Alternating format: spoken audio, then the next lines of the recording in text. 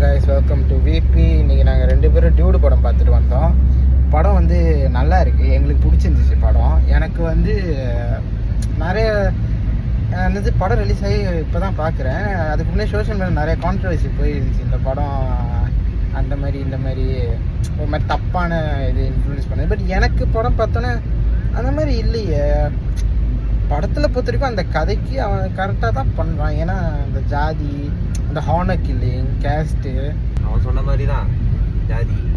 Like இந்த படம் வந்துக்கிட்டு ஒரு கிட்டத்தட்ட எப்படின்னாக்கா நம்ம தளபதி விஜய் நடித்த படம் ஷாஜஹான் மாதிரி தான். ஆனால் இந்த ஜெனரேஷனோட ஒரு ஷாஜஹான் என்னதான் வந்துக்கிட்டு கலாய்க்கிற கேரக்டராக இருந்தாலுமே, ஜோக்கராக இருந்தாலுமே, அவன் பிடிச்ச ஒரு பர்சனுக்கு பொண்ணோ பையனோ சாக்ரிஃபைஸ் பண்ணுறது தான் it is the love.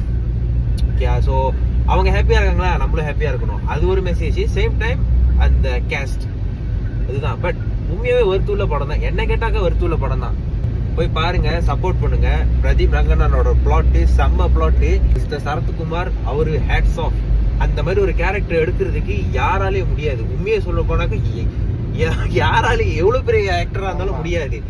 So அது உண்மையாக சொல்லணும்னா இட்ஸ் அ பெஸ்ட் மூவி. எனக்கு பிடிச்சிருந்துச்சு, உங்களுக்கும் பிடிக்கும் நினைக்கிறேன். அப்படி வேண்டாம் என்னது. ஆமாம், படம் நல்லா இருந்துச்சு. சரத்குமார் கேரக்டர் கொஞ்சம் இரிட்டேட்டிங்கானு கேட்டால் தான். ஏன்னா அப்படி தான் இருக்கணும்.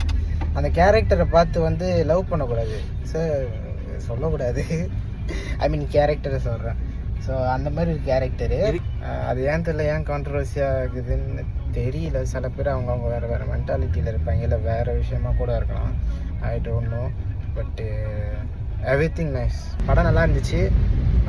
என்கிட்டடா சைனிங் ஆஃப் VT.